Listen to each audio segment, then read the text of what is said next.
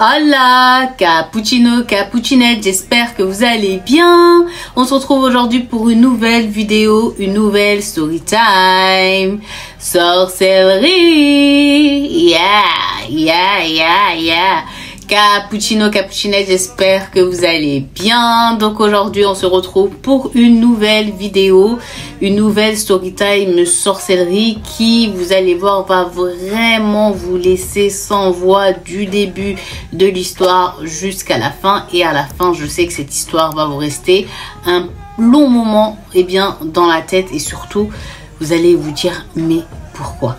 Donc, sans plus tarder, préparez-vous, faites tout ce que vous devez faire lorsque vous devez regarder l'une de mes nouvelles vidéos. La seule chose que je peux vous promettre, c'est que cette vidéo, vraiment, elle en vaut le détour. Vraiment. Moi-même, là, je ne sais pas comment je vais vous la raconter tellement que je suis encore marquée. Et une fois que tout ceci est fait, la chorale, on se met en place.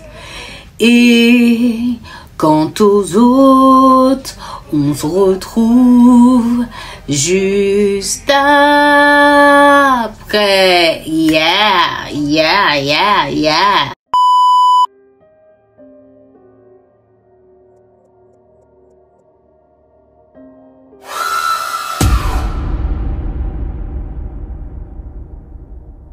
J'espère que vous êtes bien installés. Donc cappuccino, cappuccinette, pour cette nouvelle story time sorcellerie, je vous emmène où? Eh bien, je vous emmène avec moi, Inch'Allah, au Yémen, dans une petite ville, dans une petite campagne où on va faire la connaissance d'une jeune fille. Donc ceux qui ont relaté son histoire ne lui ont pas donné de prénom, donc je vais lui en donner un moi-même. Donc cette histoire, elle est arrivée très récemment, comme je vous ai dit, au Yémen. Et donc, la jeune fille, j'ai décidé de l'appeler Amna. Je ne sais pas pourquoi, mais dès que j'ai entendu son histoire, dans ma tête, j'ai collé ce prénom-là à elle, parce que vous allez comprendre. Donc, Amna, c'est une jeune fille d'une vingtaine d'années qui est extrêmement connue, là où elle habite, pour être la plus belle des jeunes filles de son âge. La beauté qu'elle avait, elle était extrêmement connue et reconnue de tous. Déjà, il faut savoir que ses deux parents, chacun, que ce soit son père et sa mère, étaient très beaux. Et donc, quand ils ont eu des enfants, normalement, plus et plus, ça fait moins, ils disent, c'était mytho en fait. Là, ils avaient des enfants, machallah, très très beaux. Et donc, Amna, c'était la plus belle des jeunes filles de son âge, mais aussi de ses autres sœurs, quoi. Elle était vraiment belle et Amna le savait. Elle savait que elle était trop belle et que sa beauté là, elle allait en jouer. Et donc, comme elle était très belle, il y avait beaucoup de prétendants qui venaient frapper à sa porte. Sauf que Amna, elle va pas, le premier qui va frapper à sa porte, accepter. Parce que Amna, elle a des critères déjà et elle a des envies. Et donc, à chaque fois, quand il n'y avait pas ces critères-là chez les personnes qui venaient frapper à sa porte, tout naturellement, elle leur disait non. Mais genre vraiment, en fait, elle avait des demandes tous les jours. Tous les jours, en fait, sa famille se levait et savait déjà qu'il y a quelqu'un qui allait venir avec un bouquet de fleurs avec deux personnes de sa famille pour demander la main d'Amna, qu'on allait demander à Amna, t'en penses quoi? Est-ce que tu veux? Est-ce que tu veux pas? Quand Amna elle allait passer le CV du mec et voir, qu'il n'a pas les critères qu'elle veut, parce que Amna, elle voulait un homme qui était riche, pour pouvoir habiter dans une grande maison, pour pouvoir voyager, pour pouvoir s'acheter de beaux vêtements, des beaux sacs à main. Elle aimait beaucoup le luxe et tout ça. Donc, quand ces personnes-là n'avaient pas ces critères-là qu'elle avait en tête, elle les rejetait, tout simplement. Donc, Amna, il faut savoir aussi, elle a fini ses études, mais elle n'avait pas trouvé de travail et en vérité, elle n'avait pas envie. Elle, c'était... Pour elle, l'homme qu'elle allait épouser, c'est lui qui allait subvenir à ses besoins. Donc là, comme je vous dis, tous les jours des prétendants y viennent et tous les jours Amna, elle les rejette. Et puis ça commence un peu dans le village à parler que la fille de Antella, Amna, Genre, en gros, elle se la pète, elle croit trop que c'est une princesse. Ok, c'est vrai, elle est très belle, mais il faut qu'elle redescende sur terre parce que de toute façon, la beauté, c'est éphémère. Avec l'âge, voilà, elle va perdre sa beauté et tout ça. Et le père Amna, là, toutes ces paroles, ça commençait à venir à ses oreilles. Donc, il a eu peur. De quoi il a eu peur? Qu'en fait, bah, les gens, ils vont passer à ses autres sœurs et elle va rester toute sa vie, genre, sans mari. Donc, un jour, le père de Amna, il va aller la voir et il va lui dire: écoute Amna, ça parle extrêmement sur toi au village. Tout le monde dit que t'es un but de ta personne, que t'es matérialiste, que t'es ci, que t'es ça. Donc Amna, elle a rigolé. Elle a dit: bah franchement, je le cache pas. Moi, j'ai envie d'avoir un mari qui a les moyens, qui va m'offrir une maison, qui va m'offrir une belle vie, qui va me faire voyager dans le monde. Donc c'est normal. Je sais que, en gros, ce que je veux, quoi. Désolée de savoir et d'être honnête avec les ambitions que j'ai. Donc son père, il lui a dit: écoute, non mais quand même ça va plus, parce que même les gens des autres villages qui sont venus, des autres communes et tout, tu les as rejetés. Et donc ça commence vraiment à trop parler. Et moi, je vais faire un deal avec toi. Donc Amna, elle a dit à son père: ok, vas-y, c'est quoi ce deal? Le père, il a dit: prochain prétendant qui vient, si tu le refuses, le prochain qui viendra derrière, parce que comme je vous ai dit, il savait que toujours ça vient à sa porte pour Amna. C'est moi, en gros, je vais accepter direct. Direct. Il va me dire: je veux ta fille, je vais dire oui. Amna, elle a rigolé, elle a dit: t'es sérieux? Le père, il a dit: oui, très sérieux. Parce qu'après, en fait, tu vas entacher pour le futur de tes sœurs et tout. Les gens, ils vont dire: non, eux, laisse tomber, c'est une famille trop compliquée. Ils ont trop de demandes, ils ont trop de ci. Et non. Donc Amna, elle a rigolé, elle a dit à son père: vas-y, elle va serrer la main, d'accord. Le prochain, s'il ne me plaît pas, celui qui viendra derrière, c'est toi qui vas le choisir. Là, le père de Amna, il a pris en témoin la mère de Amna, donc son épouse, et les autres frères et sœurs. Au début, ils pensaient tous que le père rigolait, mais il était très sérieux parce qu'il va jurer même sur le Coran, quoi. Le prochain, tu dis non. Le prochain qui va venir derrière, c'est moi. Elle a dit ok. Bon, très peu de temps après ça, voilà un prétendant qui vient. Mais il n'a pas les critères, comme on s'en doute, et bien que Amna, elle souhaite avoir dans son futur mari. Donc, à son habitude, elle lui a dit non. Le mec, il est parti. Là, le père, il lui a dit: ok, tu te rappelles du deal? Amna pensait toujours, même s'il a juré sur le Coran, que vas-y, c'était parole en l'air, il va jamais faire ça, il pourra pas et tout. Elle lui a dit: oui, je me rappelle. Ok, je voulais savoir si tu te rappelles. Quelque temps après, voilà un prétendant qui vient. Et là, le père de Amna, il frappe à sa porte. Écoute, à telle heure, il y a l'imam qui va venir pour procéder à ton mariage. Amna a dit: pardon? Ah, le deal. J'ai juré sur le Coran, j'ai pris tout le monde à témoin, je t'avais laissé une chance, t'as pas voulu m'écouter. Entre-temps, avant que celui-là là, qui vient, tout le monde avait parlé, tout le monde me montre du doigt, tout le monde parle voilà, de ma famille. J'ai pas envie. T'avais accepté. Ouais, mais je sais même pas comment il est, je sais. Tu m'avais dit, je dis oui. Tu m'as fait jurer sur le Coran, j'ai juré sur le Coran. Le Coran, c'est pas un jeu. On est d'accord? On est d'accord. Donc là, Amna, la pauvre, elle a été, en fait, mise devant le fait accompli. Son père, il voulait rien entendre, il voulait rien savoir. À telle heure, l'imam, il allait venir, il allait procéder à son mariage avec cet inconnu. Le mec qui connaît même pas, elle sait même pas comment il est physiquement, rien. Donc là, malgré elle, eh bien, Amna, elle va se préparer à son mariage. Son père, il n'a pas l'intention de changer d'avis. La famille, elle est déjà prévenue. La porte, voilà, de la maison a fait que de s'ouvrir parce que les gens, ils viennent pour être témoins et assister au mariage. Et au bout d'un moment, elle entend que son père, il dit salam alaikum à qui? À l'imam. Donc là, elle sait que tout est en train de se faire de manière vraie, quoi. Donc elle s'est préparée. Et la pauvre, elle était super belle. Super belle. Et puis là, on vient la chercher pour l'amener auprès de son mari et qui signe l'acte de mariage et tout devant témoin. Et quand elle rentre dans la pièce, son ventre, elle avait mal.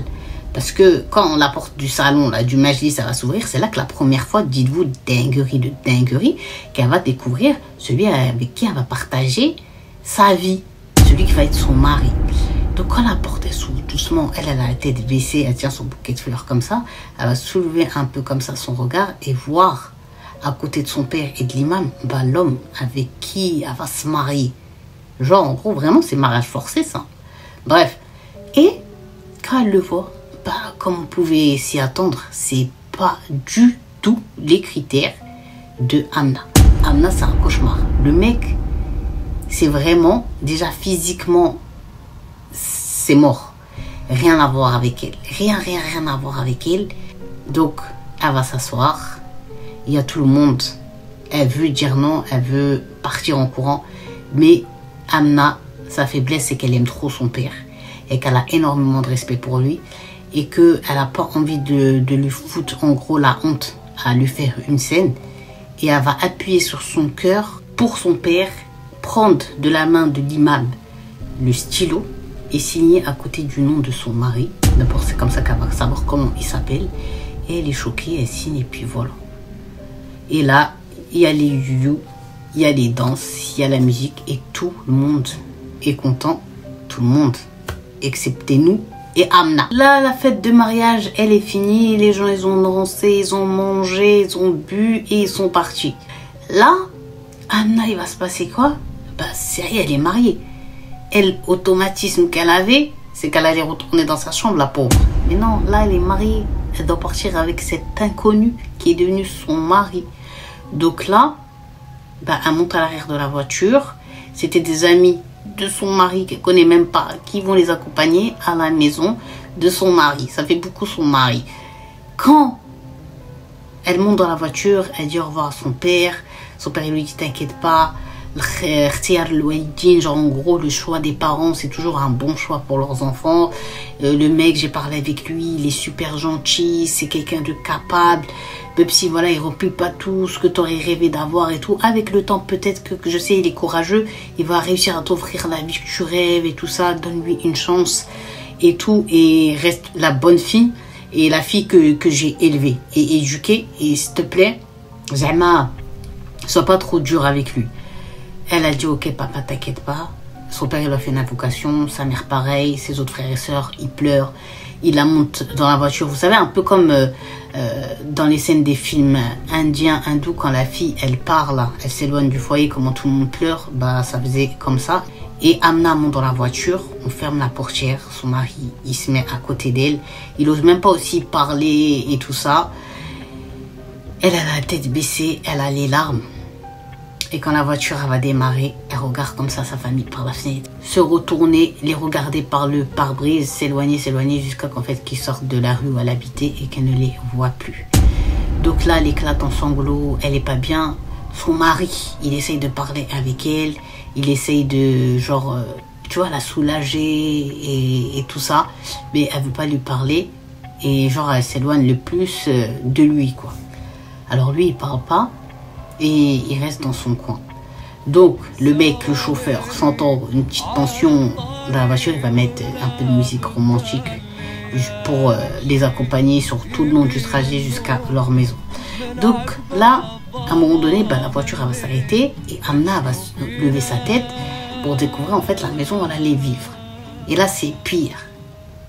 Et la maison, c'est vraiment pas ce que Amna a rêvé. C'est pas un palais, c'est pas une villa, c'est même pas... C'est une toute petite maison. Faite, on va dire, avec de la terre. C'est une maison d'agriculteurs, de villageois. Une maison bassetta, c'est-à-dire une petite maison... Voilà, au moins t'as un abri, quoi. Mais là, quand elle voit ça, elle pleure encore plus. Alors elle va mettre un moment avant de vouloir sortir de la voiture, mais elle va se dire, elle va pas rester indéfiniment ici. Donc son mari, il l'attend à côté de la portière. Il lui tend la main. Bon, bien sûr, elle va pas lui donner la main. Et elle va rester comme ça, bloquée à regarder où elle est. Elle est dans un village qui ressemble pas du tout à son village. En plus, il faut savoir que Amna, genre dans son village, son père, il fait partie des chefs et des plus riches. Donc là, genre en gros... Elle se retrouvait vraiment pas dans un cadre dans lequel elle avait été élevée, pardon, ou dans lequel elle avait évolué, elle avait grandi. Là, c'était vraiment, pour elle, elle se dit, ok, c'est pas un cauchemar, c'est vrai. Tu vois, c'est la réalité, là. C'est la réalité. Donc là, le cœur serré, elle commence à penser aux saisons de prétendants qui avaient des choses. Et elle se dit, pourquoi j'ai pas dit oui? Pourquoi j'ai pas dit oui? Au moins, aujourd'hui, je serais pas ici, je serais pas en train de subir ça, là. Bref, elle va se mettre à avancer. Et les deux, ils vont finalement finir par rentrer dans la maison. Donc la maison à l'intérieur, il y a le strict minimum. Le mobilier, c'est le strict minimum. Il n'y a pas de superflu. Il n'y a pas de choses excessives. Sa chambre, je crois que c'est plus grand que la maison dans laquelle elle est. Donc là, encore plus, ça lui met encore une autre claque. Donc là, Amna, dans son cœur, elle a senti des cas. Genre, en gros, son cœur, il commençait vraiment à s'enfermer. Elle se sentait oppressée. Elle se sentait vraiment pas bien. Bon, malgré tout, les jours, ils vont commencer à avancer. Ils vont commencer un peu, on va dire, à évoluer ensemble. Mais Abla, son mari, elle ne le laisse pas s'approcher d'elle. Et dès que lui, il veut parler avec elle, avoir une conversation, bref, quelque chose, en fait, elle s'éloigne. Elle le déteste. Lui, il essaye de faire tous les efforts. Une fois, ils ont une conversation où elle lui a dit, moi, je voulais pas d'un mari comme toi, je voulais ça. Et lui, il lui a dit, t'inquiète pas, je vais travailler, même si je dois cumuler beaucoup de taf en même temps, je vais tout faire pour que tu aies ce que tu mérites et ce que tu as envie d'avoir. Mais elle s'en fichait. Et à chaque fois maintenant, Amna, on va dire, elle va avoir l'occasion, ou elle avait l'occasion d'appuyer sur son mari, de le descendre, de le mettre plus bas que terre, et ben elle va le faire. Alors que lui, en fait, je sais pas comment dire. Au début, tu vois, comme ça, là, il fait miskin. Parce que il essaye par tous les moyens de faire plaisir à sa femme. À chaque fois qu'il veut lui faire un geste, une attention, lui offrir quelque chose, peut-être un petit bouquet de fleurs, un petit parfum, peut-être pas signé, mais un parfum quand même, genre le geste, elle va toujours le dégager, écraser le bouquet de fleurs, casser le parfum et s'en aller s'enfermer dans la chambre et le laisser tout seul comme ça. Donc ils sont toujours en situation de conflit. Puis un jour, il est fatigué, sa famille à lui commence à lui manquer et il va aller voir son grand-père à Sana. Donc, il va déposer sa femme chez sa famille et aller visiter son grand-père. Peut-être qu'il se disait auprès de lui, il va réussir à lui donner des conseils, comme il est plus âgé, pour comment en fait faire accepter à sa femme qu'ils sont mariés eux deux ensemble, pour faire comment, pour qu'elle va l'aimer, qu'elle va accepter d'être proche de lui, tout ça et tout ça. Donc là, il la dépose et lui, il va à Sana, il arrive, et puis quand il arrive, sa famille et surtout son grand-père, puisqu'il était très proche de lui, il voit bien sur le visage de son petit-fils que celui-ci n'est pas bien, n'est pas heureux, qu'il a maigri, qu'il est cerné, qu'il est pâle, qu'il parle pas comme à son habitude, qu'il rigole pas comme à son habitude, qu'il est beaucoup dans ses songes, qu'il est beaucoup avec lui-même, ça se voit qu'il est en train de parler. Bref, là, son grand-père, il va s'approcher de lui et il va avoir entre eux une discussion. Donc là, quand son grand-père s'est approché de son petit-fils, il lui a dit « Ya Oulidi, je suis, genre en gros, mon fils, il t'arrive quoi? Pourquoi t'es comme ça? Tu parles pas, tu rigoles pas, tu discutes pas comme à ton habitude avec moi, tu es pas venu jouer aux échecs comme on le fait d'habitude, passer un bon moment, qu'est-ce que t'as? Malik Mahmoud, genre en gros, pourquoi ton cœur il est rempli comme ça ?»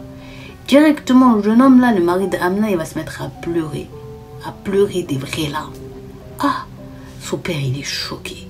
Qu'est-ce qui se passe? Et là, il va raconter le mari d'Amna. Ma femme ne m'aime pas, j'ai beau faire tous les efforts de la terre, cumuler plusieurs emplois pour lui ramener tout l'argent dont elle rêve.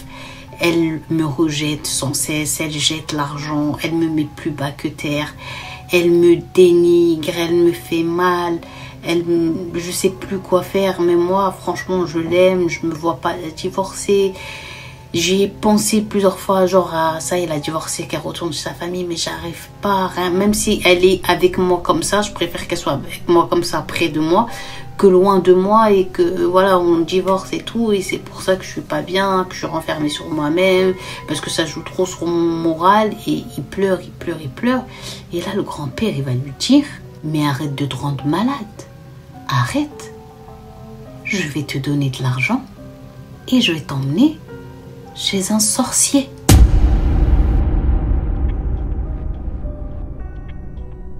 Donc le grand-père, il est en train de suggérer à son petit-fils que la solution à son problème, eh bien ça va être la sorcellerie, d'ensorceler sa femme pour qu'en fait tout simplement elle l'aime. Donc son grand-père, en fait dans sa tête, c'est que, il sait pas que toute sorcellerie est interdite et n'est pas bonne. Pour lui, il y a la bonne sorcellerie et la mauvaise sorcellerie. Et le chemin qu'ils allaient emprunter, et qu'il allait faire emprunter à son petit-fils, pour lui, il n'est pas du tout mauvais. Au contraire, c'est de la bonne sorcellerie qu'on va faire pour sauver un couple et voilà, pour éviter un divorce. Parce qu'il va lui dire, genre en gros, l'une des choses que Dieu déteste le plus, c'est le divorce.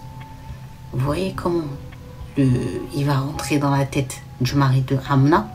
Et ben c'est pas fini. Donc là, le mari de Amna, quand même, il était un peu choqué. Il s'attendait jamais à ce que son grand-père lui dise, tu sais quoi, on va aller faire de la sorcellerie. Genre grand-père, petit-fils, comme si on va aller voir un film au cinéma, ou on va aller... Tu vois, non, c'était quelque chose d'extrêmement bizarre. Donc, le mari d'Amna, dans un premier temps, il a été choqué par ce que son grand-père lui disait qu'ils allaient faire. Mais son grand-père, tout doucement, comme je vous ai dit, va rentrer dans sa tête et le qana', c'est-à-dire le convaincre que c'est rien de mal. Au contraire, ils vont sauver un couple là. Donc là, directement, ce qui va se passer, c'est que la réponse du petit-fils au grand-père va être, bon, laisse-moi juste réfléchir, parce que quand même, tu vois, ça reste un peu de la sorcellerie, tu vois.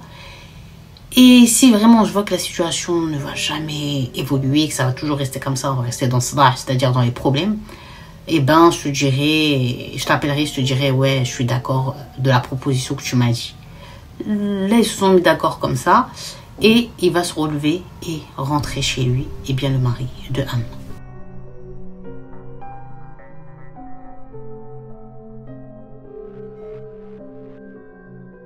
Donc surtout le trajet retour, le mari de Amna, il fait que de penser au dire de son grand-père. Et puis le shaitan, tout doucement, il va s'installer dans sa tête et dans son cœur en lui disant mais qu'en vérité, c'était rien de grave et de bien méchant ce qu'ils allaient faire à Amna, mais bien au contraire, qu'ils allaient sauver leur couple.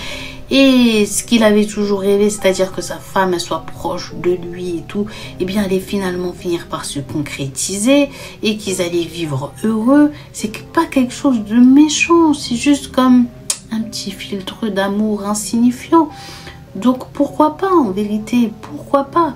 Et il va faire que de penser à ça jusqu'à arriver au village. Et en plus de ça, il se dit qu'il va même pas penser sur l'aspect financier de cette sorcellerie, parce qu'en fait son grand-père va payer pour lui. Donc si le grand-père a proposé de payer pour lui, ça veut dire que c'est cher, ça veut dire qu'il sait qu'il n'a pas les moyens de sortir de l'argent pour ça, et donc quelque chose de cher pour lui, automatiquement il y a une natija, il y aura un résultat positif. Mais bon, il arrive au village, il récupère sa femme et il rentre chez eux. Mais pendant tous les jours suivants, quand même, il n'appelle pas son grand-père, le mari d'Amna. Pourquoi? Parce que dans sa tête, il se dit, quand même, ça ne se fait pas ce que je vais lui faire. J'ai pas envie d'être faux et de m'adonner à ça. J'ai pas envie. Je vais essayer de parler avec elle une bonne fois pour toutes et de lui dire qu'on essaye de se donner une chance. Et que, voilà, si elle apprend à me connaître, elle va vraiment m'aimer. Elle va voir que je suis quelqu'un de bon au fond de moi, que je suis gentil et tout. Et il était déterminé à discuter avec elle et à lui dire, voilà, on va se donner une chance et tout ça, comme je vous ai dit. Quand sa femme, elle l'a vu rentrer, elle a jeté la télécommande et elle s'est levée direction pour aller dans sa chambre parce qu'elle supporte pas d'être Amna dans la même pièce où lui, il est. Donc là, il a essayé de la rattraper et de lui dire, écoute, non, arrête à chaque fois que tu me vois de partir, j'ai besoin de parler avec toi. Là, on est vraiment, voilà, on a besoin de dialoguer, toi et moi. Parce que là, ce que tu fais, c'est, t'es dans l'erreur. Et là, elle va le couper et elle va lui crier dessus à Amna. Elle va lui dire, ah, erreur, moi j'ai commis une erreur. La seule grosse erreur je viens d'admettre que j'ai commis, c'est vraiment de ne pas avoir crié et de ne pas avoir voulu foutre la honte à mon père en me levant devant tout le monde et en disant que jamais, en fait, tu rêverais d'avoir moi comme épouse et j'aurais dû jamais accepter de signer l'acte de mariage. La seule erreur, c'est ça. La seule erreur aujourd'hui, c'est que j'ai un mari comme toi. Ça, c'est l'erreur parce que tu ne me mérites pas. En plus, t'es moche, t'es petite taille, t'as un vieux travail, ta maison, elle atteste bien que voilà, t'es un échec, t'as pas d'argent, t'as rien, t'as même pas un diplôme. Walou, t'es un zéro, t'es un nul. Là, ce que je dis, c'est tous les termes que Amna, elle a utilisés ce soir-là face à son mari. Elle lui dit, tu devrais remercier le ciel jour et nuit d'avoir une femme d'une telle beauté avec toi. Tu crois qu'au mariage, j'ai pas entendu les chuchotements des gens, comment ils étaient choqués, comment elle a accepté de se marier avec un mec comme ça, comment ci, comment ça. Tout le monde parle de toi, tout le monde sait que t'es genre en gros une erreur de la nature. Bref, elle a été très loin dans son cassage là. En voulant mettre les termes là, elle a vraiment cassé son mari. En plus, moi chez moi, je mangeais trop bien. Ici, la nourriture, ça tourne toujours la même chose, c'est jamais varié. Là, son mari, genre, il a gardé ses nerfs calmes. Il m'a dit, écoute, dis astaghfirullah, c'est pas bien, tu dénigres. Au moins, on a un toit sur la tête. Il y en a, ils ont pas de toit. Tu trouves quoi mettre sous ta dent à manger? Je me bats tous les jours pour te ramener quelque chose à manger. Il y en a, ils trouvent rien à manger. Le plus important que j'ai et que tu as, alhamdoulilah, c'est la santé. Il y en a, ils n'ont pas la santé. Donc, de quoi, en fait, tu te plains? Pourquoi tu n'es pas contente? Peut-être aujourd'hui, on a une maison en terre, en paille, quelle que soit la maison. Et peut-être que demain, si on accepte cette épreuve, Dieu, il va dire, ah, ils ont accepté. Et il va nous donner quelque chose de bien, de plus grand. Pourquoi t'es comme ça, en gros? Mais Amna ne voulait rien savoir, rien entendre. Elle est partie chercher son téléphone portable, elle a ouvert Snap et elle a montré des influenceuses, on va dire, du monde arabe. Par exemple, regarde, elle, sa maison, comment elle est. Regarde le nouveau sac à main que son mari lui a offert. Regarde le nouveau sac à main qu'elle a. Regarde qu'est-ce qu'elle a mangé hier. Regarde dans quel restaurant ils étaient. Moi, voilà, c'était ça mon rêve. C'était ça mon ambition. C'est ça que je voulais. Ben avec toi, je peux mourir et être ressuscité et revenir que je serai toujours dans la même situation. Donc là, vous comprenez, ils se prennent la tête, ils se coupent la parole. Ensuite, quand il lui dit qu'on a au moins un toit, on a de quoi manger, même si ça tourne toujours autour des mêmes plats, on a la santé, et elle lui a dit, ok, ça y est, t'as fait ta wish list de toute ta vie, c'est ça tes ambitions, tu les as atteints. Bah moi, je sais que ça, c'est pas du tout mes ambitions. Et si je pouvais, moi, demander le divorce, toi, en tant qu'homme, tu me dis 3 fois, je te répudie, tu peux le dire 3 fois et c'est bon, c'est acté. Bah si moi, je pouvais le dire, t'inquiète pas que je l'aurais dit 30 fois, pas 3. Tellement en fait que je t'aime pas. Et de moi-même, après, je te cherche une femme de ton niveau social, de ton rang social, et je te la marie avec toi. Et voilà, parce que moi, en fait, je vais tout faire pour qu'on soit plus ensemble. Donc, quand elle lui a donné ses dernières punchlines, elle est partie dans sa chambre, elle s'est enfermée, et ça y est, entre les deux, le shaitan y était installé. Il était content, il avait fait sa mission. Donc là, l'homme, il était très énervé, il sort de la maison, il pleure, et il pense aux paroles de son grand-père, en disant, mais il avait raison, il a raison. Je suis obligée à m'a donné toutes les alternatives pour que je l'ensorcelle. Tout, elle m'a tout facilité, tous les doutes que j'avais, pouf, bakharat, genre en gros, elle les a fait partir en fumée. Et là, c'est sûr, mon grand-père, il a raison, de toute manière, c'est juste un filtre d'amour que je vais lui faire. Comme ça, baiser, genre en gros, par force, elle va m'aimer. C'est mort, je la lâche pas. Donc, quand il a fini de pleurer, et il peut parler au téléphone, il appelle son grand-père. Allô, salam alaikum, Jaddi. Bonjour, mon grand-père. Il lui dit alaikum salam. Tara fakkarat, genre j'ai réfléchi. Et son grand-père lui dit, ah, au chaud. Et ouais, ok, alors, et tu vas faire quoi? Ok, et chauffe les mains à Sahir, genre, ok, règle tout avec le sorcier, et dis-moi, Le grand-père il dit, voilà, avec la trafe, il dit, genre en gros, t'inquiète mon fiston, tout va s'arranger. Et là, l'histoire va partir en cacahuète.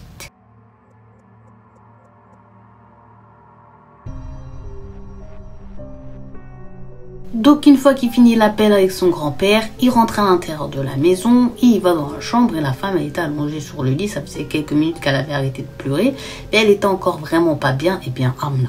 Dès qu'elle voit son mari rentrer dans la chambre, hors de question, tu crois que tu vas dormir à côté de moi après la dispute qu'on a eue, elle a pris son oreiller et la couette et elle est partie dormir dans une autre chambre.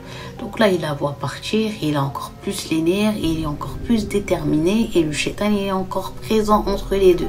Et il va commencer vraiment à jouer avec son cerveau et à lui faire miroiter des choses de fou concernant sa femme, genre s'il lui fait la sorcellerie, comment elle allait devenir avec lui. Dès qu'il s'est allongé cette nuit-là, il a commencé à dormir. Il arrivait de sa femme qui était trop belle, qui s'était genre fait belle que pour lui et qui l'attendait à la maison et qu'il lui a fait un bon accueil. Elle avait préparé un repas pour les deux.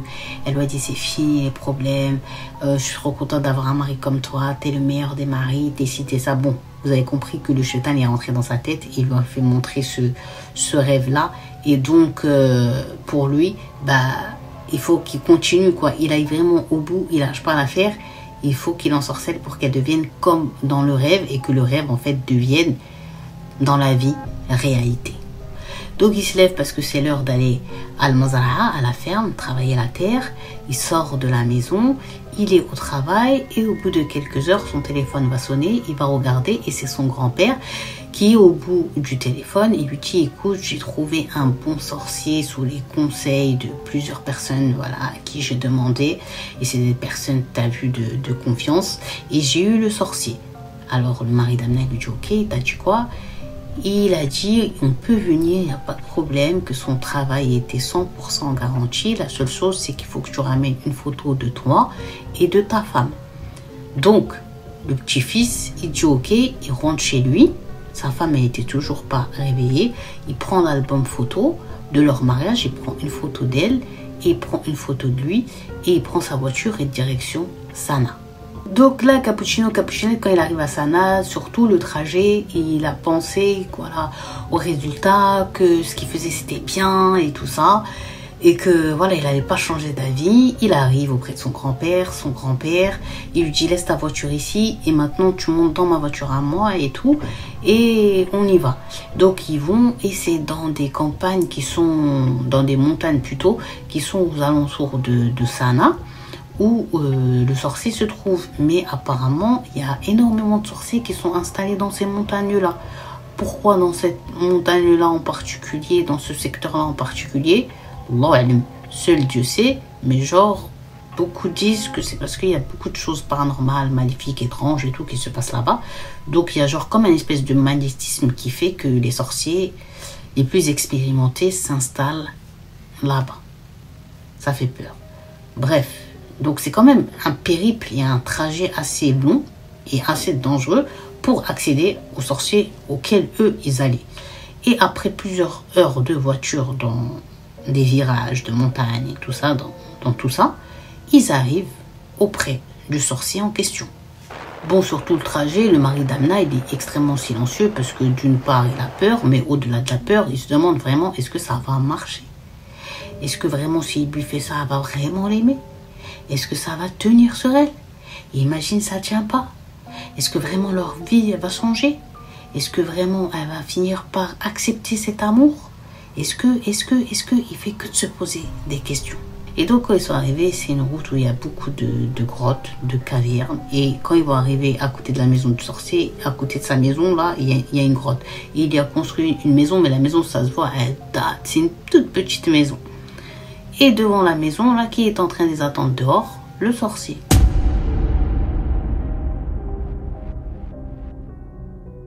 Donc là, Cappuccinette, la tête du sorcier, il avait énormément de cheveux qui étaient de couleur grisonnante, des ongles extrêmement longs, des vêtements tout sales, il avait même pas de chaussures, ses pieds, on passe les détails, bref, dégueulasse. Il rentre à l'intérieur de la maison, il a dit l'odeur qu'il y avait à l'intérieur de celle-ci, horrible. La maison, il y a juste 2 chambres et un salon dans lequel eux, ils vont s'installer. C'est tout.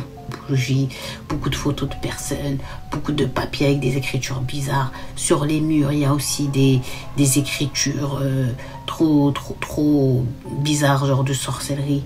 Bref, là, ils sont vraiment chez un sorcier, quoi. Là, il se dit, le mari d'Amna, il n'y a plus de marche arrière.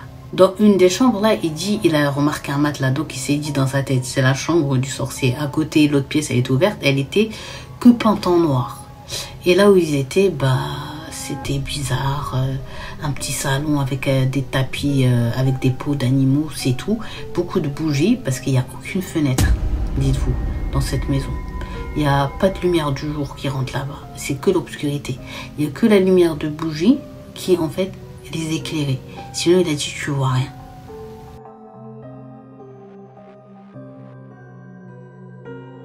Donc là, le sorcier s'est levé et il leur a fait signe de les suivre et bien dans la chambre qui était peinte en noir. Il a dit l'odeur à l'intérieur de celle-ci, elle était horrible.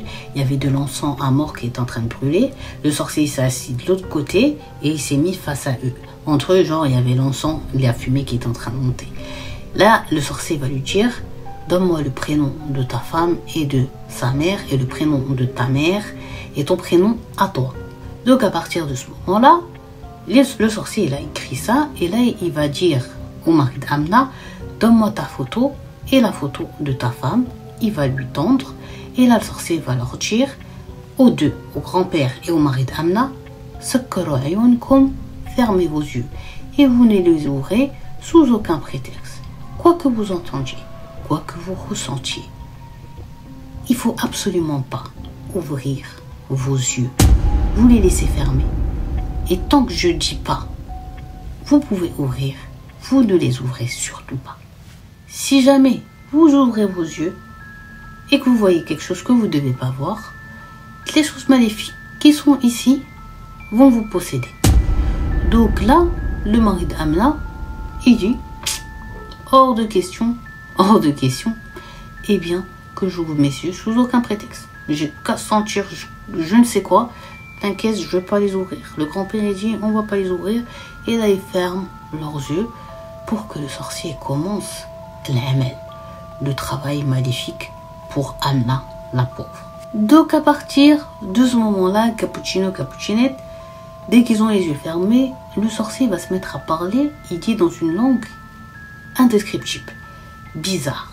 Il a dit plus il parlait, plus il commençait en fait à mettre de l'intensité dans son énergie à dire ses paroles, dans l'intensité de la tonalité de la voix, puis il dit il sent des frissons dans tout son corps et voilà, il se sent pas bien, mais bon, il peut plus rien faire maintenant. La machine était lancée et il dit au bout d'une demi-heure comme ça, il commence à ressentir des choses en gros qui gravitent autour de lui, comme si en fait ils sont plus que eux trois dans la pièce où ils sont avec le bout de l'air. Ils sont des choses maléfiques, voilà, qui sont en train de venir, quoi. Parce que, tout simplement, ils sont appelés par le sorcier. Donc, il dit, au bout d'un moment, le pire, c'est qu'il ressent comme si, en fait, les choses, elles s'assoient à ses côtés. Et à un moment donné, il a ressenti un souffle vraiment proche. Genre, il a dit, vous voyez, quand vous fermez les yeux, des fois, même si vous êtes juste endormi, ou vous fermez juste les yeux comme ça, quand quelqu'un vous regarde d'en haut, vous sentez genre qu'il faut ouvrir les yeux, et là vous trouvez un visage, peut-être quelqu'un vous voulez faire un bout, ou voilà quoi, ou vous voulez savoir si vous dormiez vraiment et tout. Ben là, il a dit c'était le même ressenti. Il sait qu'il y a quelque chose qui est en train de le regarder de très proche parce qu'il sent le souffle sur son visage. Puis il a dit hors de question, ne serait-ce que d'entrouvrir pour voir ce que c'est. Et là, il dit, le sorcier, il faisait que de réciter, mais il dit des moments, c'est comme si en fait il récite, après il sent que en fait le sorcier il baisse sa tête et il revient parce que le son après il devient plus fort. Bref, il est vraiment concentré, il est là. Il a dit, il a essayé de comprendre del kalima, genre en gros quelques paroles, quelques mots qu'il disait, mais il a dit impossible. Il a dit jamais il a entendu c'était quoi cette langue. Il dit à un moment donné dans la récitation, le sorcier il va lui dire garde les yeux fermés, mais là je vais te parler à toi. Donc le mari il dit ok, il lui dit là je vais m'approcher de toi, c'est moi, tu vas sentir, je vais t'attraper la main et je vais prendre un de tes doigts et je vais faire juste un petit trou parce que j'ai besoin de ton sang. Donc là il a eu peur, le mari d'Amna lui dit mais pourquoi tu veux mon sang? Il lui dit, puisque j'en ai besoin pour la sorcellerie, si tu veux que ça marche, c'est obligé, c'est comme ça. Il faut pas trop poser de questions. Donc, il a dit ok. Donc, il est venu, il lui a dit, c'est moi, je vais t'attraper. Genre, t'es pas peur, sursaute pas, ni rien. Il lui attrape la main et il a dit, malgré qu'il lui avait dit que ça allait pas lui faire mal, quand même, il a senti quand il l'a coupé et qu'il était en train de presser. Après, il dit, il entend comme le bruit d'un papier, quoi. Le bruit d'un papier et il sent son doigt dessus glisser sur le papier, mais il sait pas si c'est papier, si c'est photo, bref, sur quoi il est en train de lui faire nettoyer son sang. Il dit, en vérité, ça lui a fait tellement mal ce qu'il lui a fait en fait, il faisait comme ça qu'il avait mal, mais il pouvait pas crier ni rien. Et en fait, il a compris, malgré qu'il avait les yeux fermés, que ce qu'il faisait, c'était pas en fait nettoyer sur le papier, que de nettoyer sur le papier son sang, mais en fait, il mettait le sang sur le papier et il écrivait avec quelque chose. Parce qu'il entendait le bruit comme de la plume avec quoi le sorcier travaille, bien écrire sur ce papier. Et à chaque fois, en fait, je pense qu'il avait plus assez de sang, c'est pour ça qu'il lui pressait sur le papier pour finir en fait les écritures à eux ou de blé maléfique qu'il était en train de faire.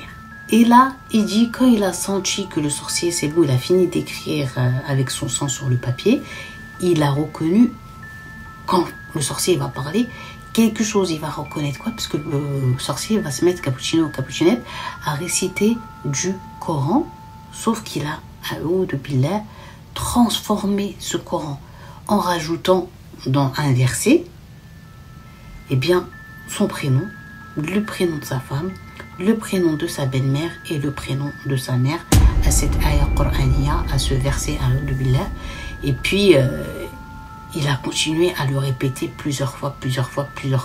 Et là, il dit d'un coup d'un seul, en fait, quand il répétait ça, le sorcier, ils ont commencé, que ce soit lui ou son grand-père, à entendre des cris, il dit comme des cris de singes très apeurants, qui venaient au-dessus de leur tête, on dirait après en bas d'eux, sur leur côté. Bref, et les cris, ils étaient apeurants. La pièce, ça résonnait, ça faisait de l'écho, donc ça faisait encore plus peur, c'était grave impressionnant. Il dit, ouais, t'as une petite fois qui dit, vas-y, ouvre les yeux, regarde ce que c'est et tout, mais il a dit, il a résisté, il n'a pas du tout ouvert. Il entend le poids d'un corps, en fait, comme si qui était tombé sur le sol, qui s'était évanoui. Il dit à ce moment-là, il ne sait pas si c'est le sorcier ou bien son grand-père, peut-être avec la peur, tous les trucs bizarres qui se passaient, en fait, qui étaient tombés. B, en tout cas, après cette boum là, du corps qui est tombé sur le sol, il a dit, tous les cris, tout ça, ça s'est arrêté et l'endroit est devenu calme d'un seul coup. Super flippant. Là, le sorcier va leur dire, c'est bon, vous pouvez ouvrir vos yeux. Donc, il a dit, lui, à peine il avait dit ça, il a ouvert ses yeux, mais tout de suite, il les a refermés, puisqu'il a vu le sorcier, son visage, c'était pas son visage. Genre, il a vu son visage en mode mahtarak, en mode comme s'il était brûlé, et qu'il voyait des traits avec des rougeurs. Vous savez, comme un peu effet spécial, quelque chose de flippant, donc il les a refermés. Mais quand le sorcier, il a dit, c'est bon, je vous ai dit, vous pouvez ouvrir, il a ouvert. Le sorcier, en fait, il était redevenu comme le visage que j'avais vu quand il les a accueillis et tout, normal. Donc il a été super choqué. Et bien dans sa tête, le mari de Amna à se dire, ouais, imagine en vérité, même lui là c'est juste une apparence, mais on est en train de parler avec genre un vrai shaitan, un démon. Bon là, le sorcier, il va s'approcher du mari d'Amna et il va lui ouvrir comme ça la main et poser à l'intérieur de celle-ci la sorcellerie qui venait de frère. Et il lui a dit, les démons avec qui je travaille, ils m'ont imposé pour que ça marche, et tu n'as pas le choix que de faire, c'est que cette sorcellerie doit être enterrée, écoutez bien, avec un mort. Mais en plus, ça ne peut pas être un mort comme ça. Un mort qui est mort moins de 40 jours. Mais en plus, c'était lui qui devait poser de ses propres mains, pas le confier à quelqu'un qui l'allait soudoyer, lui-même qui doit faire ça, mais il doit le poser à un endroit bien précis. Cet endroit bien précis, un ou de billah, vous savez c'est quoi? C'est mettre cette sorcellerie dans la bouche d'un mort. La bouche d'un mort. Donc là, il a dit d'accord, je vais le faire. Donc là, le grand-père, une fois que le sorcier a dit c'est bon, j'ai plus rien à vous dire, vous pouvez partir, il a sorti l'argent, une grosse glace de billets, et il l'a posé et il s'en est allé. Le sorcier leur a dit quand vous partez tout droit, vous ne retournez pas. Ils ont dit ok, et ils sont partis, ils sont montés dans la voiture. Le grand-père, il est arrivé devant chez lui, il remonte dans sa voiture à lui, et bien le mari d'Amna, et surtout le trajet, En fait, il dit, ouais, je lui ai dit que je vais le faire, la sorcellerie, elle est là, elle est en ma possession. Mais en vérité, comment je vais trouver un mort? Comment je vais trouver une personne morte en plus de 40 jours et que je peux faire ça? Est-ce que je vais vraiment réussir à faire ça, etc., etc., etc. Il se posait maintes et maintes questions sur comment, en fait, il allait faire pour que cette sorcellerie, elle marche. Et, petite précision, il lui a dit que il faut que ce soit un mort de moins de 40 jours. Mais il ne va pas dire, genre, en gros, tu dois faire ça avant telle date. C'est juste la condition du mort. Et là, il dit, il a perdu toute humanité. Pourquoi? Parce qu'en fait, il espérait bien qu'on l'appelle et qu'on lui dise, ah, un tel est mort. En fait, il attendait avec impatience un décès.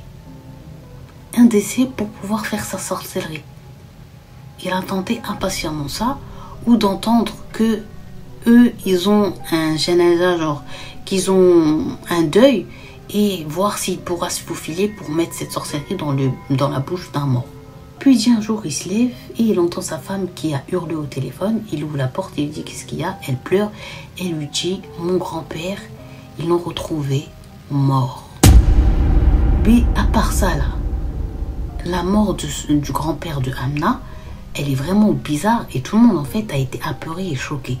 Parce qu'ils l'ont retrouvé dans sa ferme, mort. La main genre sur le cœur, des yeux grands ouverts et même la bouche. Genre en gros comme s'il avait vu quelque chose. Dans ses yeux en fait, comme il dit le mari d'Amna, la description c'est il a vu un truc qui l'a fait flipper et c'est comme ça genre en gros son cœur s'est arrêté à cause de ce qu'il a vu. Donc là il a été au plus proche de son épouse et il s'est rendu avec elle et bien chez sa famille naturellement.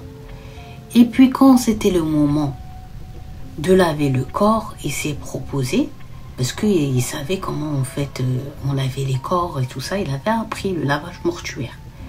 Donc, c'est le mari de la petite fille, donc c'est quelqu'un de la famille. Les gens ils ont dit ok, alors il a pu procéder avec eux au lavage mortuaire, puis il ne le faisait pas il ne le faisait pas pour une bonne action, pour Dieu, pour amasser des hasanat, des bons points. Non, il le faisait dans le seul but de s'approcher de lui au maximum. Et avec lui, il avait sur lui la sorcellerie pour pouvoir la mettre dans la bouche du grand-père. Donc là, dès qu'ils ont fini, Allah rahmou, paix à son âme, de le laver ce pauvre grand-père, ils l'ont enroulé dans un linceul. Et de ce linceul-là, quand ils l'ont enroulé, capuchinette, ils ont laissé que en dernier sa tête qui sortait du linceul, du kfen. Pourquoi? Comme ça, sa famille et ses petits-enfants et ses enfants, ils peuvent le voir, lui dire un dernier au revoir avant de le mettre à l'intérieur du kfen entièrement. Donc une fois qu'ils ont tous fini les membres de la famille de de lui dire un dernier au revoir, va rester le mec, le define, genre en gros celui qui va transporter le corps, avec le mari d'Amna. Et le mari d'Amna, il va dire au define, laisse-moi un moment seul avec lui, parce que je n'arrive pas à pleurer quand il y a des gens. Quelques minutes seulement. Le define, il l'a aidé à laver, il récitait du Coran et tout, il va pas choquer, il va pas douter de sa sincérité ou dire ouais non c'est peut-être pour faire un truc bizarre. Non, il est sorti et là il va en profiter le mari d'Amna pour mettre la sorcellerie. Il dit une fois qu'il était tout seul et qu'il était sûr qu'il était tout seul, il s'approche du grand-père, Aoudou Billah, il lui ouvre la bouche, il lui met la sorcellerie. Il a dit il essaye de l'enfoncer de manière à ce que ce soit pas grillé. Vous vous rendez compte, même dans la mort on vous laisse pas tranquille. S'il vous plaît, faites attention quand vous avez des défunts dans votre famille, assistez au lavage mortuaire du début jusqu'à la fin. Ne faites pas confiance, ne vous laissez pas envoyer chercher quelque chose, rien du tout, vous lâchez pas. Vous lâchez pas. C'est très grave. Et là, il a fait ça donc, et il a dit, il a poussé de manière à ce que il trouve pas que la bouche elle a changé de position, ni rien du tout. Une fois qu'il a fini, là il entend la porte, les gens qui reviennent. Et il a dit vite fait, tac, il a fermé le visage, comme ça, Ils se sont pas doutés. Donc là, ils vont prendre le corps, ses petits-enfants et ses enfants, et direction le cimetière. Donc avant d'aller au cimetière, ils ont été à la mosquée, ils ont fait la prière mortuaire sur le corps du grand-père, et ensuite, direction le cimetière, ils l'ont posé dans son trou, on va dire, voilà, le grand-père. Il faisait partie, le mari d'Amna, de ceux qui ont réceptionné le corps. Et le mec, il voulait vraiment être sûr jusqu'à la dernière minute. Il les a aidés à descendre de corps. Ils ont assisté quand ils ont recouvert la terre sur le défunt. Et ils sont partis. Là, il était rassuré parce que ça y est, il s'est débarrassé de la sorcellerie. Il a fait ce qu'il fallait faire. Et maintenant, on allait voir un natija. Maintenant, il veut voir le résultat. Est-ce que c'est vrai ou c'était n'importe quoi? Dans la maison où il y a les femmes qui sont rassemblées pour le deuil, là, eh bien, ils vont entendre les femmes crier. Donc, ils vont commencer, les femmes, à les appeler et ils vont accourir, eh bien, les hommes à leur côté. Et en fait, ils sont rassemblés autour d'une femme qui, apparemment, ils voient que la main, elle est évanouie. Quand les femmes, elles vont s'écarter, il va voir c'est qui sur le sol qui est évanoui. Là, je vous le dans le mille, je sais que vous avez deviné. Eh bien, c'est Amna, la pauvre. C'est Amna qui est en perte de connaissance, qui a perdu connaissance. Donc directement, le mari d'Amna, quand il a vu sa femme comme ça, il est parti, il l'a portée et avec des autres membres de leur famille, ils sont montés en voiture et direction l'hôpital le plus proche. Donc il dit à cet instant-là, ses parents, sa famille, ils pensaient que en gros, son évanouissement était dû au trop d'émotions parce qu'elle était proche de son grand-père et qu'elle n'a pas supporté, voilà, de le savoir mort, maintenant enterré et tout. Mais vous et moi, on sait pourquoi elle s'est évanouie. Parce que la sorcellerie, c'est comme si maintenant, en fait, elle avait été enclenchée. Mais lui, il dit que dans sa tête, il savait, comme je vous ai dit, que c'était le début de la sorcellerie, en fait, qui commençait à donner ses résultats, comme quoi ça a marché. Donc il a dit, à l'intérieur de lui, il était content. Content pourquoi? Parce que quand sa femme allait ouvrir ses yeux et qu'elle allait en fait le voir, maintenant l'accueil serait tout autre et elle serait en filtre d'amour. Genre elle serait super amoureuse de lui. Donc lui il avait qu'une hâte là, c'est qu'elle ouvre les yeux de son évanouissement et qu'elle le voit. Et ils vont lui dire, ouais, ta femme elle s'est réveillée. Donc quand il va rentrer dans la chambre, il y avait déjà la famille de la fille autour d'elle, en train de lui dire ça va, qu'est-ce qui s'est passé. Quand elle va voir son mari rentrer, elle va bugger. Elle va bugger comment? Elle va bugger qu'elle n'arrive plus à parler. Son regard, elle veut le détourner de son mari, mais sa tête, on dirait comme si elle est coincée. Et ses yeux, pareil, ils restent que sur son mari. Et quand elle le voit, elle est en mode choc. Elle a une tête, genre en gros, quand elle voit son mari, on dirait, elle est pas bien. Amna, ça va, tu te sens bien, tu te sens mieux? Elle n'arrive pas à parler. Elle a fait que comme ça avec sa tête par force. En mode choqué. Donc les médecins, ils vont dire, c'est bon, elle n'est pas, il n'y a rien de dangereux, elle peut rentrer à la maison. Donc là, il va commencer, et ils vont commencer à remarquer des choses, c'est que quand, en fait, elle est à côté de son mari, elle est en mode comme ça là, comme coincée, bloquée, mais dès qu'elle est loin de lui, elle est normale. Mais par contre, quand elle veut, par exemple, sa mère, elle veut se plaindre à elle, lui dire qu'elle ressent que quand elle est à côté de son mari, il y a un truc anormal qui se passe, eh ben, elle peut même pas dire le prénom de son mari ou bien raconter, se confier. Elle dit, elle sent comme si, genre comme si on était en train d'attacher sa langue. Vous vous rendez compte la dinguerie? Et tout ça, c'est maf'oul de la sorcellerie. Tout ça, c'est les causes de la sorcellerie. Et petit à petit, il a réussi à avoir des relations intimes. Mais quand elle va décrire ces relations intimes qu'elle a avec lui, elle dit en gros, c'est comme si elle était en statue. C'était vraiment très grave la sorcellerie qu'il a fait. Plus les jours vont passer, plus elle va commencer à dépérir à petit feu. Et un jour, elle va avoir la visite de sa grand-mère qui a perdu le grand-père, qui est enterré avec la sorcellerie. Et elle n'avait pas vu la grand-mère depuis les funérailles. Ça faisait un long moment. Et donc ce jour-là, elle avait décidé d'aller voir sa petite fille et de prendre de ses nouvelles. Mais la grand-mère, elle n'était pas prête à ce qu'elle allait découvrir. Donc la grand-mère, quand la petite fille elle va lui ouvrir la porte, elle va faire un pas de recul, elle va reculer en panique. Pourquoi? Elle est choquée de l'aspect physique, je vous ai dit, de sa petite fille, de Amna. Amna faisait peur. Amna, c'était pas Amna qui était super féminine, qui était belle. Elle avait un pyjama, on dirait ça fait plusieurs jours qu'elle le porte. Ses mains étaient sales. Elle avait maigri, elle avait des cernes qui venaient jusqu'à là. Les cheveux n'étaient plus les cheveux de Amna. Amna, elle avait trop maigri. Ah, la grand-mère est rentrée, elle lui commence à lui poser des questions. Il t'arrive quoi? Qu'est-ce qui se passe? Et toi, elle est en panique. Quand Amna a vu dire à sa grand-mère qu'elle pensait à cause de son mari qu'elle est comme ça, regardez, il va se passer quoi? Oui, mon mari, mais la langue, elle fait oui.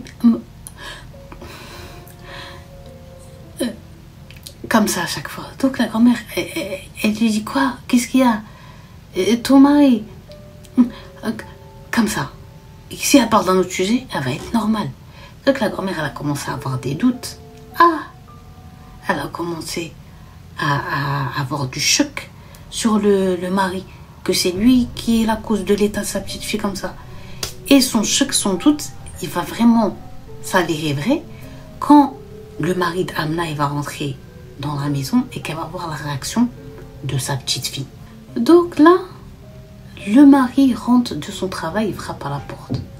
Et elle essaie de parler avec sa grand-mère, mais dès qu'elle a entendu le toc, qu'elle savait que c'était son mari, en fait, son corps, elle devient comme ça, comme une statue, comme je vous l'ai dit, ses yeux ouverts, la bouche.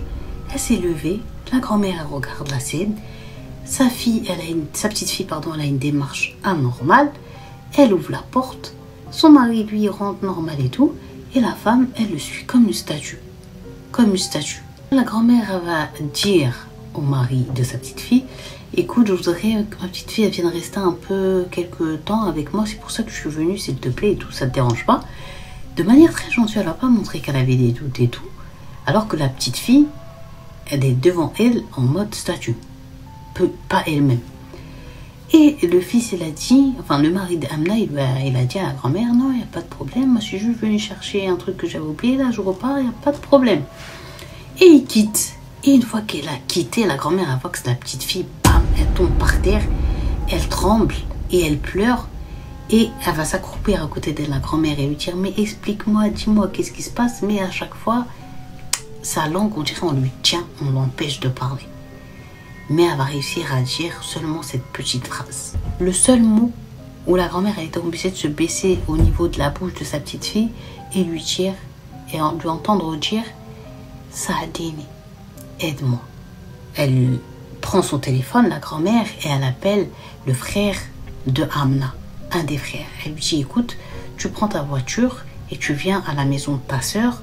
Par contre, tu dis pas et tu dis à personne pourquoi tu viens et que je t'ai appelé et tout. Tu laisses ça entre moi et toi. Le petit-fils, il dit, ok, grand-mère, attends, j'arrive. Il arrive, mais il n'est pas bien, il est en panique, il n'aime pas ces histoires de secret. Et la grand-mère va dire, non, écoute, regarde l'état de ta soeur, comment elle est. Ça se voit qu'elle a des prémices de grossesse. Donc, je vais m'occuper d'elle parce qu'il y avait un peu de tension avec son mari. Mais il faut dire à personne et tout. Tu parles pas de ça, tu dis rien. Et là, je vais prendre quelques affaires à ta soeur et tu vas me déposer à la maison. Mais encore une fois, tu le dis à personne. Ils ont habillé vite fait Amna. La grand-mère, elle a rassemblé quelques affaires à elle. Ils l'ont mis dans la voiture et ils sont partis direction sa maison à elle. Ils l'ont rentré dans une chambre. Et le frère, il est choqué parce que lui-même, il a déjà eu des enfants. Sa femme est actuellement enceinte et jamais elle a été dans un état de grossesse, de fatigue comme ça, intense, dans lequel il voyait sa soeur. Il avait plus peur d'elle que voilà. Là, la grand-mère, quand elle va voir ça dans les yeux de son petit-fils, elle va commencer à parler avec lui. Arrête de t'inquiéter pour ta soeur. Je suis une femme d'un certain âge. Je connais ces trucs-là. Voilà, j'ai déjà aidé beaucoup de femmes qui ont été dans la situation comme ta soeur, mais il faut pas en parler parce que c'est quelque chose dont les autres femmes ont peur. Ils vont penser que ta soeur, Mahdia, genre en gros, elle va leur coller elle aussi la maladie. Donc laisse ça pour toi et dis à personne, dis même pas que tu m'as vu ni que tu as vu ta soeur et tout ça, t'inquiète pas. Et si j'ai besoin de toi, je t'appellerai. Donc il lui dit ouais, surtout si tu as besoin de moi et tout, tu m'appelles. Il embrasse le front à sa sœur, il est trop inquiet pour elle, mais il doit partir. Elle prend son téléphone à grand-mère et elle appelle cette fois-ci le mari d'Amna. Elle lui dit écoute mon fils, je pense très fortement que ta femme est enceinte, mais par contre sa grossesse elle est dure et rude, et moi tu sais que j'ai aidé beaucoup de femmes à accoucher durant leur grossesse et tout ça, donc je connais la plante du mal qu'elle a, il faut que tu ailles me la chercher. Il lui dit il n'y a pas de problème. Ah non mais crois pas qu'elle est à côté, elle est dans tel endroit, il faut que tu ailles jusqu'à là-bas la chercher, tu la prends de tes propres mains et tu la ramènes. Là, le mari d'Amna lui a dit oui, il n'y a pas de problème grand-mère, je vais y aller, je suis trop content et tout, parce qu'il pensait que sa femme était vraiment enceinte, se paraît. Et donc il lui dit j'y vais demain. Mais il faut savoir que l'endroit où on va l'envoyer, ça a des kilomètres et des kilomètres et des kilomètres. Ce qu'elle voulait, la grand-mère, c'est gagner le plus de temps possible pour comprendre ce qu'avait sa petite fille et essayer de la sauver et de la soigner. Donc cette première nuit-là, la grand-mère va remarquer que sur sa petite fille qui est allongée, on dirait endormie, elle a à un moment donné du mal à respirer, Amna. Et elle transpire beaucoup. Et elle va ouvrir ses yeux et elle va dire à sa grand-mère Abi Arja Beiti, je veux retourner chez moi, Abi Joji, et je veux mon mari. Donc la grand-mère elle lui dit oui, c'est pas un problème, Inch'Allah tu vas retourner chez toi et tu vas retourner auprès de ton mari, mais Inch'Allah dans 2 jours. Et la petite fille, elle veut rien savoir, Amna. Elle lui dit non, je veux retourner maintenant, et mon bonheur et le fait que je veux bien me sentir, c'est seulement auprès de mon mari. Donc là, la grand-mère, elle est choquée que sa petite fille elle parle comme ça, parce qu'elle sait que sa petite fille, elle déteste son mari. La grand-mère, elle a commencé à lui mettre des vents, à pas écouter sa petite fille, à faire comme si elle n'entendait pas. Donc Amna, elle va commencer à s'énerver et à tirer ses cheveux et à lui dire je t'ai dit je veux rentrer chez moi, je veux retourner auprès de mon mari, je t'ai dit. Et elle commence à s'énerver, à crier de plus en plus fort comme ça. Donc la grand-mère, elle était encore plus têtue que sa petite fille, et elle va sortir de la chambre et la fermer à clé. Et si vous me dites elle peut sortir par la fenêtre, elle peut pas, parce que au barreau ou à la fenêtre il y a des barreaux. Je me suis spoil. Aux fenêtres il y a des barreaux, donc voilà, elle peut pas sortir. Donc elle entend derrière la porte de la chambre sa petite fille qui met des coups avec son front, paf, contre la porte, qui lui dit Iftahi, genre ouvre la porte. Mais la grand-mère, elle calcule pas. Elle va faire le tour et aller s'asseoir dans la cour de sa maison. La grand-mère, elle est assise dans sa cour, dans son jardin, on va dire comme ça, et derrière, ce qui est la lampe, genre c'est la fenêtre où il y a la Amna qui est enfermée. Et la grand-mère, elle est là, la pauvre, elle réfléchit à une solution pour sauver sa petite fille, comprendre l'histoire, qu'est-ce qui se passe, pourquoi elle est comme ça, quand elle va entendre la voix d'un homme sortir de la chambre de là où sa fille, elle est sa petite fille. Sauf que, quand elle va se retourner, il n'y a pas d'homme avec elle. Il n'y a que eux deux à la maison. Le seul homme qui y avait, c'était le frère, mais il est parti, en plus, il n'a pas cette voix terrifiante qui va parler. Non. Cette voix sort du corps cappuccino-cappuccinette de Amna, et cette voix va menacer la grand-mère en lui disant si tu ouvres pas la chambre et tu me laisses partir d'ici, je vais défoncer ta maison et la brûler et te brûler toi avec. Là, la grand-mère, quand elle a entendu ça, elle a paniqué, elle a reculé, elle savait plus quoi faire, mais va lui venir en tête une idée qui va encore plus, vous allez voir dans l'histoire, empirer l'état de Amna. Donc là, on était en pleine nuit et elle entend ça, elle voit sa petite fille avec ses yeux méchants qui la regardent comme ça fait flipper, cette voix qui sort de son tout petit corps maintenant qu'elle avait. Non, il n'y a plus de doute à avoir. Elle prend sa abaya, elle ouvre la porte de la maison et elle sort dans son village, direction une maison pour y demander de l'aide. Mais malheureusement, au lieu de se diriger vers la mosquée, cette grand-mère, qui à la base a de bonnes intentions, va mal réfléchir et va se diriger chez une sorcière. Donc pourquoi la grand-mère va là-bas? Parce que la femme chez qui elle va, elle a, on va dire, le même âge qu'elle, et depuis des années et des années et des années, elle est connue, cette dame, pour parler genre avec des démons, avoir aidé plusieurs personnes qui étaient possédées. Et donc, c'est naturellement direct qu'elle va là-bas, quoi. Donc quand elle arrive devant la porte de cette femme, elle frappe à la porte, la sorcière à l'intérieur de sa maison, elle se demande, même si elle n'était pas en train de travailler ni rien, qui est en train de venir chez elle.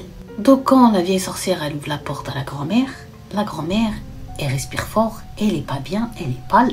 Bon, ils se connaissent de vue. Et elle lui dit qu'est-ce qui se passe. Elle lui dit ouais, il arrive ça. Elle lui raconte toute l'histoire. Et là la sorcière elle lui dit ok, arrête de paniquer, je mets juste ma abaya et je te suis, je viens avec toi. Et on va essayer de comprendre qu'est-ce qui se passe. Donc quand ils arrivent à la maison de la grand-mère elle avait éteint toutes les lumières. Donc la maison elle est plongée dans le noir. Imaginez-vous, ça devait faire flipper. Mais quand ils rentrent, en fait, ils voient à la fenêtre quand même avec la lune, la fille qui est là et qui les attend, qui les regarde et qui rigole avec la voix de l'homme. Le truc qui est sorti de son corps.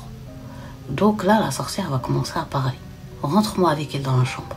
La grand-mère, elle la regarde en mode t'es sûre. Et après ce que je t'ai raconté, tu vas rentrer avec elle. Elle a dit ouvre la porte. Je rentre, tu refermes de l'extérieur, je vais régler l'affaire. La grand-mère, elle a dit ok. Alors, ils ont fait le tour, ils sont rentrés dans la maison. Elle ouvre la chambre, la sorcière elle rentre. Elle referme la grand-mère la porte de la chambre et elle attend. Donc là, la grand-mère, elle observe de l'extérieur, il se passe quoi dans la chambre. Donc la grand-mère, elle voit que par moment, la petite fille, Amna, elle essaye de s'éloigner de la sorcière. La sorcière, elle parle avec elle et tout, elle essaye de s'éloigner. Mais il y a des moments où Amna, elle essaye de sauter sur la sorcière. Sauf elle dit la grand-mère, elle jure qu'il y a comme si quelque chose, un mur ou un truc chelou, en fait, qui se passe et qui empêche Amna de s'approcher d'elle. En gros, comme la sorcière, elle est protégée, elle aussi, par ses démons. Conjuring cette maison, cette famille. Donc, la grand-mère a dit, là, la sorcière, elle a commencé à réciter, elle aussi, à parler dans une langue bizarre et à dire, entre quelques récitations, laisse la fille tranquille, éloigne-toi d'elle, elle est fatiguée, arrêtez, c'est bon, laissez-la tranquille. Et la fille qui répond, n'essaye pas de me faire peur ou de nous faire peur avec les choses qui sont avec toi. Parce que si toi aussi t'es une sorcière, sache que le sorcier qui m'a fait apparaître à elle, c'est le sorcier Untel, fils de Untel. La sorcière a dit ok et elle a continué à réciter. Donc quand elle était évanouie, la sorcière par la fenêtre, elle demande à la grand-mère, ramène-moi un verre d'eau. Elle lui a ramené, elle a rentré un verre d'eau. Elle a récité, elle dit pas du Coran malheureusement dessus ce verre, mais elle a récité des choses, comme des incantations, charmed, you know. Et donc, elle prenait cette eau-là, après, elle nettoyait avec le visage de la fille. Elle lui nettoyait le visage, jusqu'à que la fille, en fait, elle va lâcher un cri, elle va se réveiller d'un seul coup, jusqu'à même la grand-mère, elle va sursauter, parce que ça va surprendre tout le monde. Et elle va ouvrir finalement ses yeux. Là, Amna, c'était vraiment Amna, elle va prendre sa grand-mère dans les bras, et elle va la serrer fort, et elle fait que de pleurer, et elle va dire à sa grand-mère, « Fekoni maintenant ». En gros, libérez-moi de lui. La grand-mère, elle va lui dire, te libérer de qui, ma fille? Te libérer de qui? Et là, Cappuccinette, Amna va répondre à sa grand-mère, me libérer de Josie. En gros, me libérer de mon mari. Donc là, Amna va commencer à raconter l'histoire à sa grand-mère et la sorcière, elle est toujours là. Elle lui dit, tu te rappelles le jour où on était à l'hôpital? Je parlais avec vous, mais un peu avant que mon mari y rentre, j'ai vu un homme qui avait l'apparence de grand-père, le grand-père qui est mort, entrer dans la chambre. Et avec cet homme qui ressemblait à grand-père, mais de manière apeurante, que ce soit son visage et tout ça, il était accompagné de 5 femmes dont je n'ai pas vu le visage ni leur couleur de peau. Elles étaient vêtues de noir, on ne voyait rien de eux. Elles se sont approchées de moi. Elles ont commencé, ces femmes, à me tenir. Il y en a une qui tenait ma bouche et l'homme qui ressemble à grand-père a fait le tour de moi et m'a tenue et en fait écarté mes yeux comme ça. Vous vous rappelez quand je vous ai dit que ses yeux, ils clignaient même pas? Elle a dit jusqu'à en fait, ça l'empêchait de cligner des yeux. C'est pour ça qu'à chaque fois que je vois mon mari, mais je le vois avec un visage apeurant. Et ces choses-là, en fait, même quand je veux détourner, faire quelque chose, ils sont avec moi toujours et ils me tiennent comme ça dès que mon mari est là. Mais comme mon mari n'est pas là, ces choses sont avec lui. Et depuis ça, mon mari, quand il me parle, sa voix, c'est pas la voix comme vous entendez. Sa voix, elle me fait très peur, elle est très apparente. Ce qui fait que, en fait, j'arrive pas à parler ni à rien faire et que je suis bloquée comme vous me voyez. Et ma vie, c'est ça depuis. Et quand mon mari part au travail, je vois les choses partir avec lui au travail. Et quand je vous posais des questions, je veux vous raconter, vous demander de m'aider, ces choses-là, elles viennent et elles me frappent. C'est pour ça que j'ai des crises, ça me frappe pour m'empêcher de parler. Et celui qui ressemble à grand-père, il met quelque chose dans ma bouche. Et c'est pour ça, après, je suis plus moi-même. Vous voyez la dinguerie? La sorcière, elle est toujours là, Cappuccino Cappuccinette, elle écoute bien l'histoire. Et là, elle va dire, bon, écoute, c'est une histoire de sorcellerie très grave. Qui est là, par contre, je peux savoir c'est qui ce sorcier-là. Un tel fils d'un tel, là, je peux savoir c'est quoi, c'est qui. Et je peux savoir c'est quoi, nous, genre, la sorcellerie qu'ils ont fait. Et peut-être que même je peux l'enlever. Mais par contre, il va falloir des trucs bien spécifiques et aussi de l'argent. Donc là, la grand-mère a dit, l'argent, c'est disponible. Pas de problème. Pour les choses que tu vas me demander, laisse-moi au moins 2 jours. Donc, ils sortent de la chambre, ils enferment la Amna à l'intérieur de celle-ci. Les 2 jours là, pour Amna, ils vont passer torture, ainsi que la grand-mère, avec les voix, les phénomènes paranormaux qui vont se passer à l'intérieur de la maison. Et arrive le jour où Amna et sa grand-mère doivent se rendre chez la sorcière. Donc, une fois que Amna et sa grand-mère, ils sont chez la sorcière va commencer à parler avec, non Amna, mais celui qui est dans le corps de Amna. Elle veut savoir le nom du sorcier, pour qui lui a fait cette sorcellerie et où elle est surtout enterrée maintenant cette sorcellerie.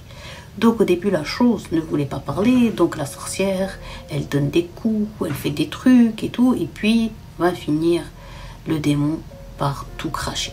Il a dit le sorcier c'est un tel, celui qui lui a fait la sorcellerie c'est son mari, et la sorcellerie elle est enterrée dans la bouche de son grand-père.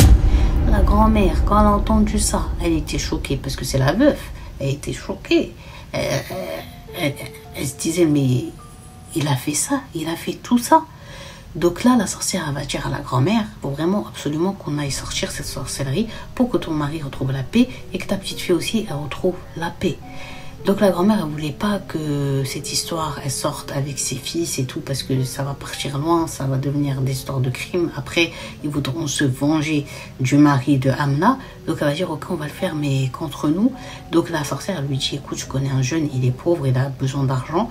Je travaille avec lui, il a peur de rien. Donc si je lui dis d'aller déterrer contre argent quelque chose, on peut venir avec lui. Genre en mode, il va pas refuser. La grand-mère, elle a dit ok, ils sont partis voir le jeune. Le jeune, il a dit, il n'y a pas de problème. Ils sont attendus la nuit, ils sont partis les 3. Et ils ont déterré, et bien le grand-père, ils ont ouvert la bouche, il a pris la sorcellerie, ils ont remis ça comme si de rien n'était. Là, rien que moi de raconter ça, j'en ai des frissons, je sais pas comme Lester. Donc une fois que la sorcellerie elle était entre les mains de la sorcière, ils sont retournés à la maison et elle a essayé d'ouvrir la sorcellerie et finalement elle va y parvenir. Mais vous captez que la fille, plus en fait la sorcière elle ouvre la sorcellerie, plus en fait elle perd son mental, genre elle devient comme folle pour que ce soit plus rapide. Donc la grand-mère elle va dire on va faire quoi, et la sorcière écoutez elle va lui dire quoi. La sorcière elle va lui dire je vais lui faire une sorcellerie pour la protéger de l'autre sorcellerie. Alors qu'elle avait dit, soi-disant qu'elle l'avait ouvert. Et cette sorcellerie qu'on va faire, on va l'enterrer chez elle, dans sa maison, où elle vit avec son mari. Donc ils sont partis là-bas, ils ont enterré la sorcellerie là-bas. Ça fait, dites-vous, Cappuccino Cappuccinette, quand je vous dis dinguerie cette histoire, la fille Miskina, la pauvre, s'est retrouvée tiraillée entre la sorcellerie de son mari et maintenant la sorcellerie de la sorcière faite par sa grand-mère, avec l'aval de sa grand-mère, pensant qu'elle faisait bien en fait. Les deux, ils pensaient faire bien, mais ils ont fait que de et la fille, eh bien, en attendant le retour de son mari qui est parti, je vous rappelle, chercher la plante spéciale que la grand-mère avait demandé, plus les jours passent, plus elle dépérit, plus les phénomènes, c'est horrible. Elle se mange des genoux de tous les côtés maintenant, depuis là. Elle vit l'enfer si bien que voilà le jour où son mari il rentre avec la plante dans ses mains, il est content parce que voilà, il va sauver sa femme, ils vont avoir un enfant et tout se passe bien et au final il a bien fait de faire cette sorcellerie parce qu'elle l'aime, parce que si, parce que ça. Lui il savait pas que quand elle le voit, elle voit pourquoi elle est comme ça, c'est pas parce qu'elle l'aime, Non, c'est parce qu'en fait, elle voit avec une tête chelou. Quand il parle, elle écoute. Oui, elle t'écoute. Mais elle t'écoute parce qu'on lui bloque la tête comme ça. Et qu'elle t'écoute parce que tu as une voix qui fait peur. Voilà. Et lui, il ne savait pas tout ça. Il ne savait pas. Et il va ouvrir la porte content. Et il va voir une scène d'horreur. Il va voir sa femme allongée sur le sol. À côté d'elle, une boîte de médicaments renversée. Et oui. Tellement qu'elle ne pouvait plus supporter tout ça. À un moment où elle était Amna, elle a pris des médicaments et elle s'est enlevée la vie. Quand même, il voulait tellement pas y croire qu'elle était morte qu'il a appelé les ambulanciers et qu'ils sont venus la chercher et qu'ils l'ont ramenée. Mais en vérité, ça y est, elle était déjà partie, la pauvre. Et là, la grand-mère, tout le monde quand ils vont être au courant, la grand-mère elle va courir chez qui? Elle va courir chez le père de Amna. Et elle va lui raconter l'histoire de la sorcellerie, que c'est lui qui a fait ça, que si sa fille elle est morte aujourd'hui, c'est à cause de lui, qu'il a mis la sorcellerie dans la bouche de son père, qu'il a fait des dingueries et tout. Et là, ça y est, toute l'histoire commence à s'ébruiter et à se faire connaître. Et donc, le père, les frères de Amna, quand ils ont entendu ça, ils voulaient la version du mari d'Amna. T'as fait ça, t'avais ça, t'avais ça. Et même sans qu'il parle et sans qu'il avoue, ça se voit que oui. Donc, ils ont commencé à se taper dessus. Et il y a un moment, il a réussi, le mari d'Amna, à se sauver. Et il est parti se cacher. Le lendemain, la famille, ils étaient prêts à en découdre avec lui. Ça y est, ils vont se venger. Mais quand ils sont arrivés à la maison du mari d'Amna, celui-ci était parti. Et dites-vous que jusqu'à aujourd'hui, on est le jeudi 26 octobre. Ils n'ont toujours pas retrouvé. Ils ont été portés plainte. Ils ont tout fait, mais ils n'arrivent pas à lui mettre la main dessus. Donc, les détails de l'histoire, on les connaît, parce qu'après, il y a des gens qui sont de la famille du mari de Amna, qui sont venus demander il se passait quoi. Donc, la famille, avec la grand-mère et tout, c'est comme ça qu'on a les récits. Et quand ils ont eu à leur tour le fils a raconté tout ce que je vous ai dit aussi. Et c'est comme ça, on a l'histoire des deux côtés concernant la pauvre Amna. Donc, comme je vous ai dit, Amna, Allah yarhamha, par son âme aujourd'hui, elle est morte. Elle a été une victime de l'histoire. C'est grave. De sorcellerie, de la pauvre, de toutes parts, elle s'en est mangée. Et je pense qu'elle était tellement fatiguée, elle en pouvait tellement plus, ça devait être tellement horrible qu'elle a pensé que la mort allait être son refuge. Et c'est ça, moi, qui me tue, qui me fait mal au cœur. L'histoire, vraiment, au lieu de dire, ouais, je veux patienter, la patience. L'amour, ça se donne pas comme ça vient avec le temps. À chaque fois, c'est le temps qui est maître de tout, en vérité. S'il aurait été autre, alors on va dire, oui, mais elle a patienté, mais à chaque fois, elle le cassait. Mais ça se trouve qu'elle aurait eu un jour de l'empathie, elle se dirait à elle-même, ouais, c'est pas bien comment j'agis en vérité. Et elle aurait commencé tout doucement comme ça à l'aimer. Et lui, il était pressé. En plus, il sait l'histoire de ce mariage, c'est pas un mariage, voilà, c'est un mariage, on va dire, forcé. On va pas cacher les mots, on va pas cacher les termes. Donc, dans tout ça, là, Amna, en fait, elle est victime de ses rêves et de ses ambitions. Victime de ses rêves et de ses ambitions. Et dans tout ça, au lieu d'aller se plaindre au grand-père, d'aller se plaindre à ton ami et tout, va et plains-toi, parle à Dieu. Lui, il est capable de tout. Il serait parti avec honnêteté, prier, lever ses mains au ciel, dire, Ya Allah, Dieu fait que ma femme m'aime.